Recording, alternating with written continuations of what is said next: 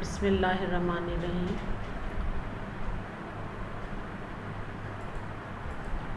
I am Dr. Umaira Arshad, Associate Professor Forensic Medicine and Toxicology of Independent Medical College. Today the topic I will discuss with you is the very important topic dealing regarding for the in the society, that is the forensic sexology.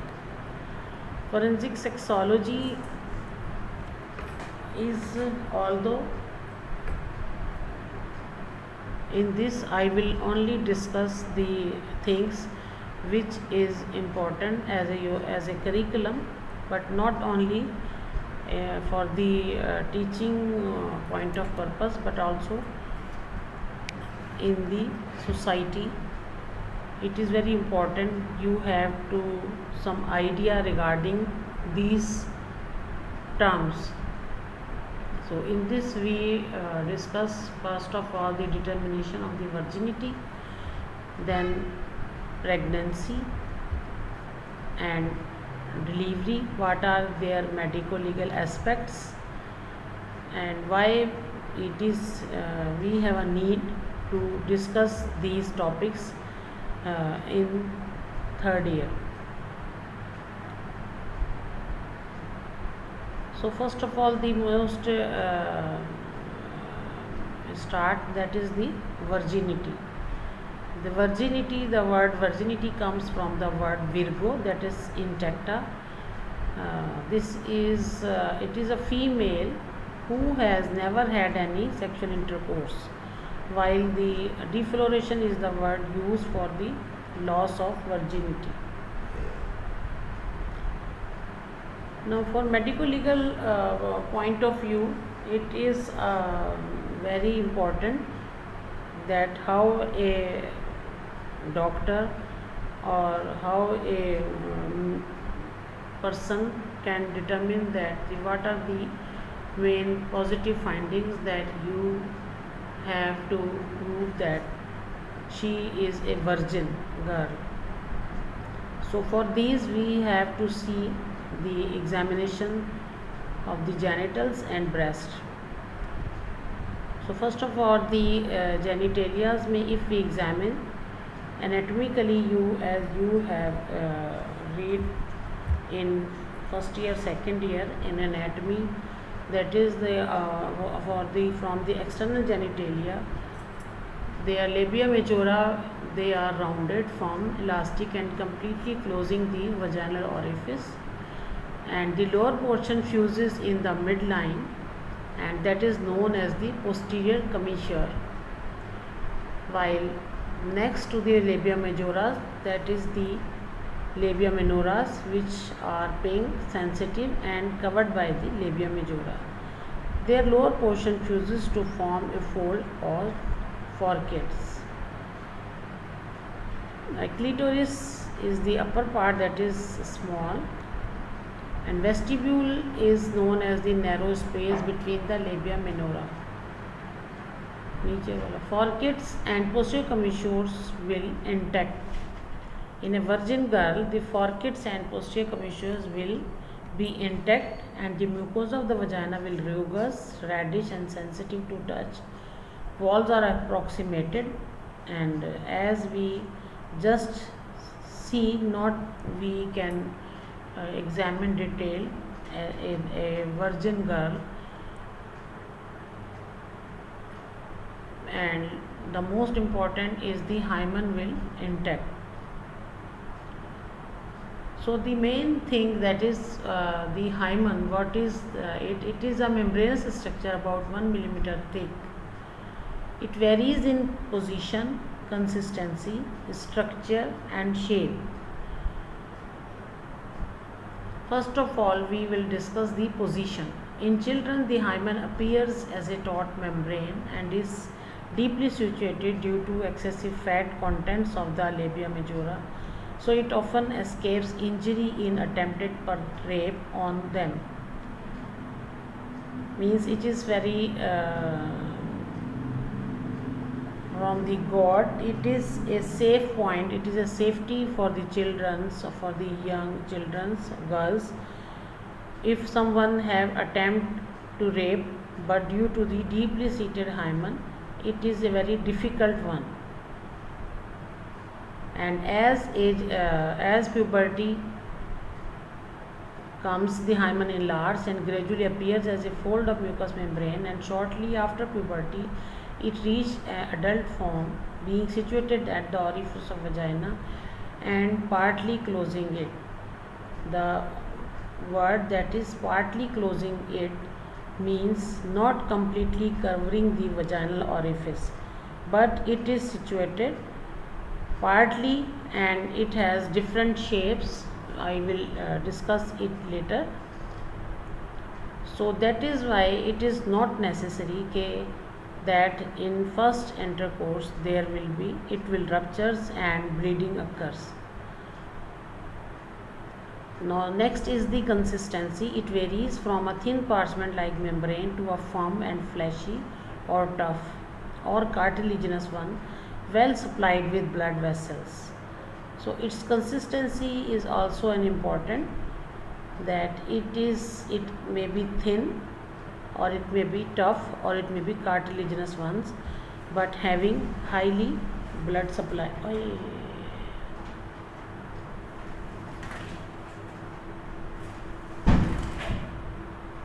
पंखा बंद कर दो, पंखा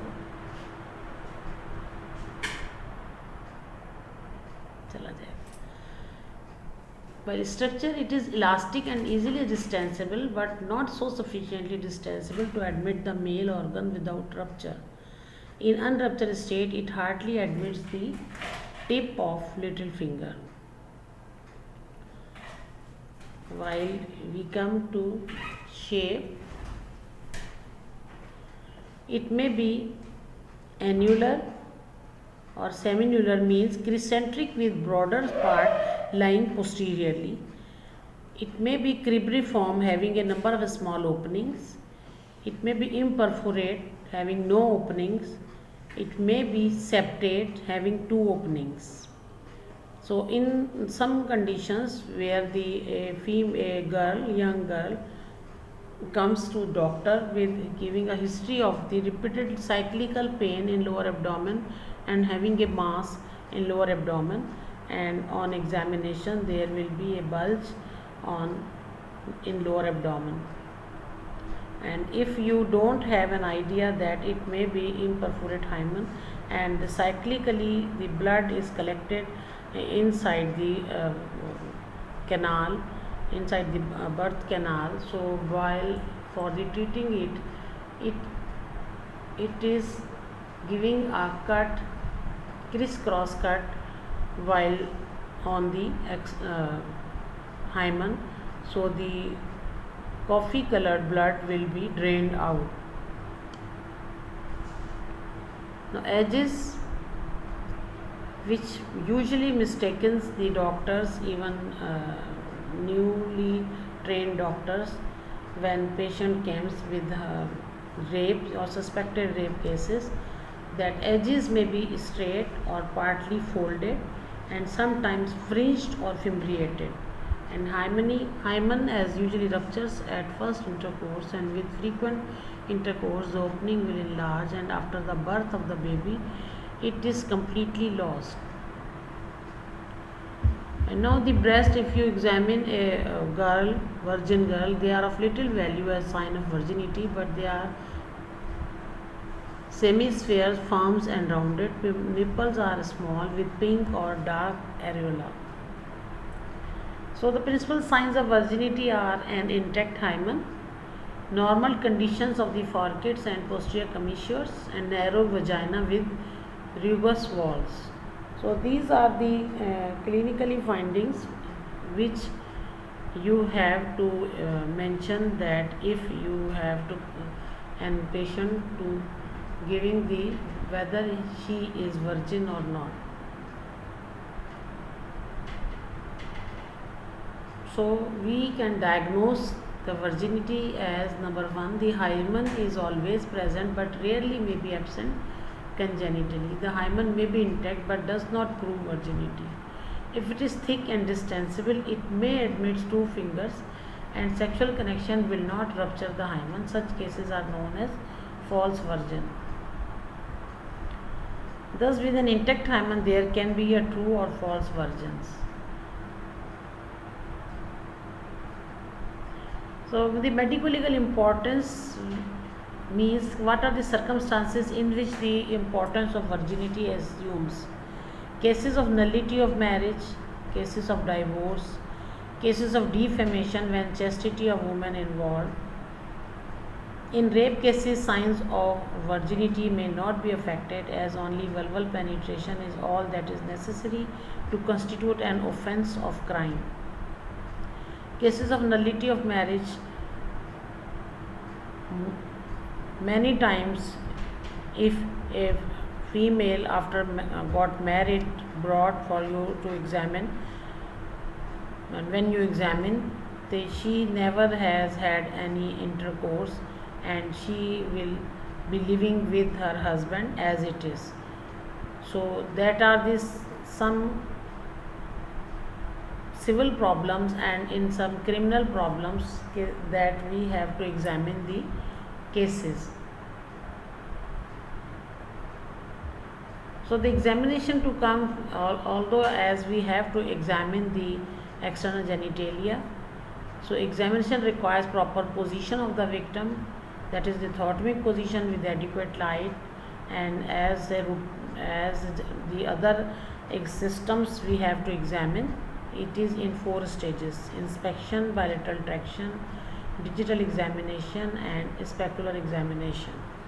While in a virgin, if by inspection and bilateral traction and digital examination and specular examination will not perform, if hymen will be intact. So the next topic is the pregnancy.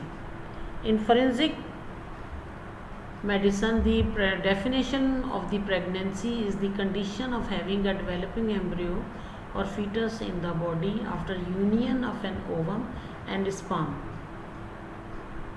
That is called the pregnancy. In this we will discuss what are the medico-legal issues for the pregnancy, that is the age of conception, period of gestation, proof of pregnancy, twin pregnancy, and delivery. There are so many medico-legal importance in, that's why we have to discuss some important things. What do you mean by age of conception? That is from 13 years to 45 to 50 years. Court have accepted the possibility of conception even at 12 years to 50 years as the uppermost limit. A girl of the 12 year can become pregnant, while a female can become pregnant, will be fertile up to the age of the 50. And for the duration of the pregnancy, that is period of gestation, 10 lunar months, that is the 40 weeks, that are equal to the 280 days, and the maximum duration of the pregnancy may be 345 days, and minimum duration will be the 210 days. That is the viable for the viable pregnancy. In some civil cases we have to help by these durations, that whether she is pregnant and having became 40 weeks pregnant, or she has delivery viable fetus within 210 days. So how we prove the pregnancy? It depends upon the subjective approach, means that is history by the woman, and signs of pregnancy. The signs of pregnancy in the living can be divided into presumptive signs, probable signs, and conclusive signs. Presumptive signs are that one can presumes when she became pregnant. These are usually subjective in character and of some value in clinical work. However, in forensic cases, no rely can be placed on their presence. This because These changes, physical changes in women may occur in other conditions also. So they are not the confirmation for the pregnancy in as a forensic point of view. There may be suppression of menstruation, morning sickness, sympathetic disturbance, changes in the breast, pigmentation of the skin, quickening, changes in vagina, and urinary disturbances. Someone has urgency and of the urgency that she may complain that history of frequent micturition. Now, probable signs in forensic cases, no rely can be placed on their presence. These signs are changes in the abdomen, softening of the lower uterine segment, softening of the os, presence of cervical mucus plug, intermittent uterine contractions, ballotment, and uterine shuffles, and biological tests. All these will be discussed when you read the obstetrics in 4th year, or may you have some lectures in 3rd year in obstetrics. Okay, what is the softening of the uterine segment, ballotment, and uterine shuffle? These are all the features or the presentations at the different age of the pregnancy that is assumed or felt by the pregnant woman. Now, conclusive signs in forensic cases, these are the only signs to be relied upon. These are the hearing of the fetal heart sounds, which we can hear after the 5 months of the pregnancy at the 20 weeks. Feeling the fetal movements and parts, radiography of the fetus, ultrasonography, which is the most commonly used, and presence of fetal cells in the mother's blood. These can be detected as early as in the 5th week of the pregnancy. Presence of fetal cells in the mother can be detected, and other technically advanced imaging techniques. And nowadays the most and beta HCG level in urine or beta HCG level in blood.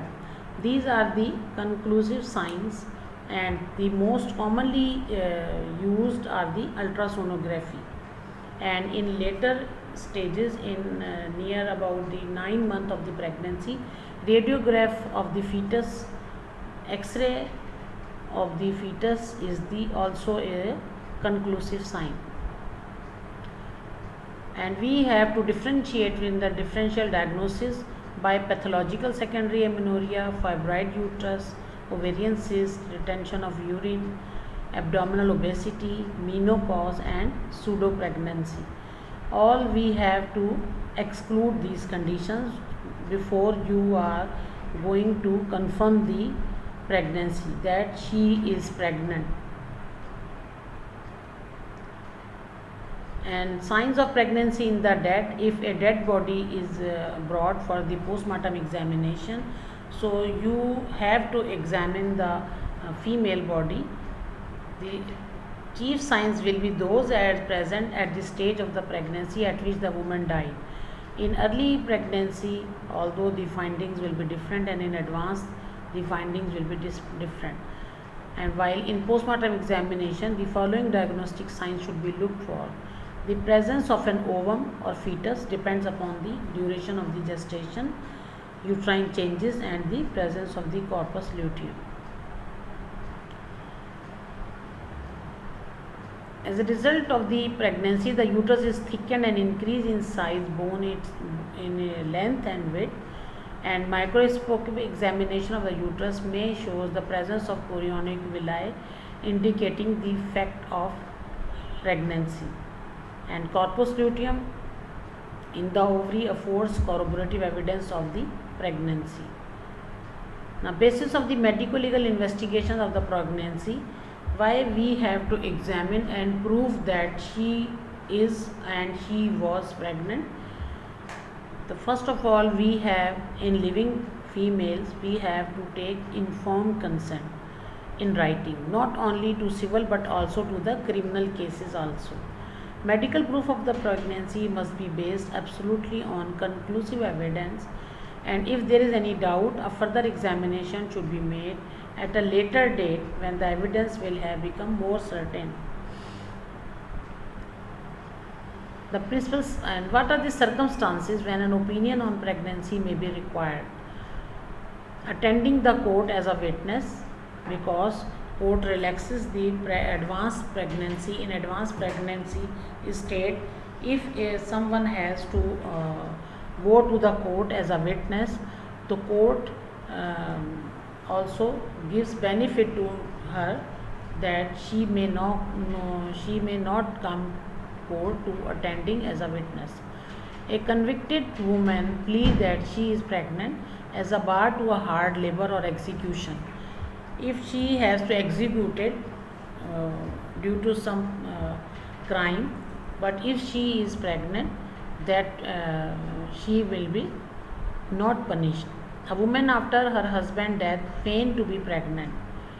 For the hereditary purposes, a woman may pretend that she is pregnant after the death of his husband. A woman blackmails a person and accuses him that she is pregnant by him to compel marriage. In case of blackmailing, a woman may threat a person that she became pregnant and now you have to marry with him. An unmarried woman, a widow or a wife living apart from her husband, is defamed to be pregnant. Then they brought her to you. When you will be a doctor sitting there, you have to examine the female that whether she is pregnant and what is the duration of the pregnancy and whether she was pregnant near about. To claim greater compensation from some persons through whose culpable neglect her husband has died. In case of divorce on account of the responsibility of the prospective child. When accused of criminal abortion, infanticide, or concealment of the birth or pregnancy. And when a woman requests for the termination of the pregnancy as the pregnancy having resulted from rape. These are the conditions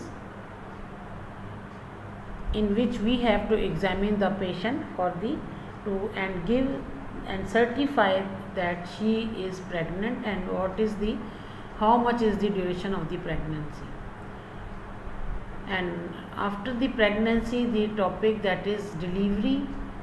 Delivery means the extraction of a child at birth. Sometimes medical person is asked to examine a woman for signs of delivery to state the probable time since her delivery. The signs of delivery are better marked the more recent the delivery and the more mature the child.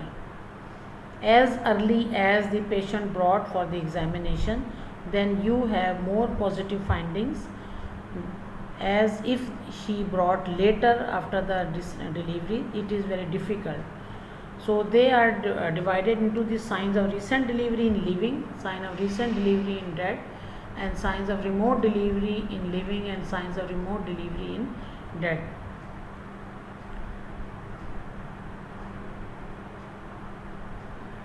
In signs of recent delivery in living we have to examine the general appearance. In primaries, there is the appearance of indisposition, that is paler, exhausted, ill-looking female having tachycardia, and after pains of the uterus may be present. Although these are not diagnostic and can be absent in strong women and multipara. Breast will be enlarged, tense and knotty, veins are dilated, and primary and secondary areola developed, and Montgomery tubercles will be found. Colostrum can be squeezed for 10 days after delivery. Abdomen will be lax, striate gravidarum present, linea niagara present, and diagnosis does not depend on the general examination. But when we examine locally, the vulva will be bruised and gaping, vagina will be roomy, forceps and posterior commissures will be destroyed, and perineum may be lacerated. Uterus will be enlarged. It diminishes at the rate of 1 to 1.5 centimeter per day for few weeks, and it will be hard and just below the umbilicus after delivery, and will be above the symphysis pubis after 2 to 3 days, and at the level of the brim in the 10 days, and in 2 to 3 weeks it sinks into the pelvis. So by this we can assess the duration of the how long time is passed to the delivery. Vaginal discharge having disagreeable odor called lochia. Rubra, that is the blood is stained first 3 days, lochia serosa pale and serous next 3 days, and lochia alba yellowish next 3 days, and or it may be greenish and white because of it contains RBCs, WBCs, decidual debris and vaginal epithelium peptones. So by taking these swabs we can, and sending to the chemical examiner, we can also detect that she has had a delivery recently. While signs of recent delivery, you have to examine when a body brought. So it is depends upon that at what is the time of how many time she was pregnant, and whether she is delivered having how many period. And it is mainly done, we have taking the uterus, and we have to sending the uterus for the histopathology, and histological examination shows the presence of trophoblastic epithelium and chorionic villi, and the section ovaries may show the presence of large corpus luteum. It must be remembered that after 2 months it is not possible to give the exact period of delivery. Signs of remote delivery depends on if woman is primary or multi. Findings will be almost same, but the most positive thing is the os uteri, the only sign which proves delivery. In a parous woman, means having a multiple childs born, the internal os is not well defined, while the external os is transverse, irregular, fissured, and may admit tip of the finger. While in a nulliparous woman, the internal os is well defined and the external os is rounded with the dimple in the center and the orifice closed, and that is the only point by which we can differentiate that she was delivered, and after round about approximately 2 months we cannot give any positive sign. Now, what are the medical aspects of the delivery? Why we have to examine? For the purpose of the justice, woman is examined that whether she is delivered the baby. We have to take informed consent. In the writing should be taken, and these are the cases when she says that in abortion and infanticide, when the woman is alleged to have aborted or delivered and killed the child, or feigned delivery. A woman may pretend pregnancy and delivery and subsequently produces a child to claim. This usually occurs in females who was infertile for a long time and they save their marriage life. They feign to be pregnant and they delivered a child. In these cases, we have to examine that whether she has delivered a child or not. Concealment of birth. If child is born to unmarried or widow or out of lawful wedlock, the woman may wish to conceal the child out of shame. And next is the legitimacy. Only a child born during lawful wedlock within a competent time is a legitimate child and is entitled to inherit the parents' property. And number 5 is the disputed chastity. When an unmarried woman, widow or wife, living apart from her husband is defamed to have delivered a child, she may like to vindicate herself. So in these cases, the court sends you the case that you have to examine the female and certify that whether she has delivered a child or not. And last is the blackmailing. A woman may produce a supposed child and blackmail someone as the father to extort money. By blackmailing, she will be threatening someone that she became pregnant and she has delivered a child. These are the conditions in which we have to doing the medico legal examination of the females to confirm that whether she was pregnant or if she has delivered and she was pretending the delivery. Then we have to examine that what are the positive findings of a virgin female or a having a delivery recently. Thank you very much.